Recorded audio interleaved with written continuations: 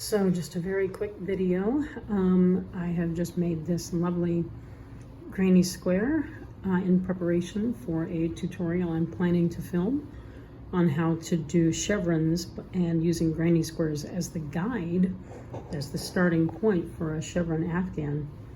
And you know what? I think these two colors, this beautiful soft blue and white, I think these have long been a favorite color combination of mine. And when I was a young girl growing up in Silver Spring, Maryland, the house I lived in, my room was painted in these colors. Very lovely, soft pastel blue.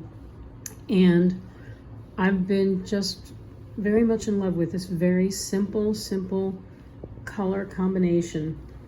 And I have wanted ever since to have an afghan in these colors. And even though I only have like one roll of this color yarn and a couple rolls of white, I may have to go and get more of this color in order to complete this afghan as kind of my dream afghan. What I'm going to be doing is I'm going to be taking this square, making a second one, and what's going to happen is it's going to be turned this way, okay?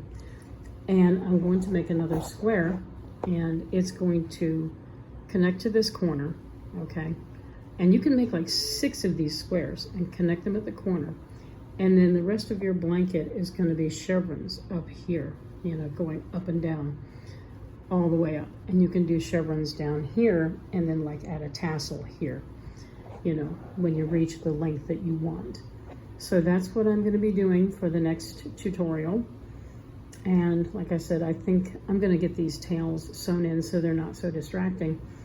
But I just wanted to do a quick little video and give a little preview as to what the next tutorial will be, and just show you what's on the hook.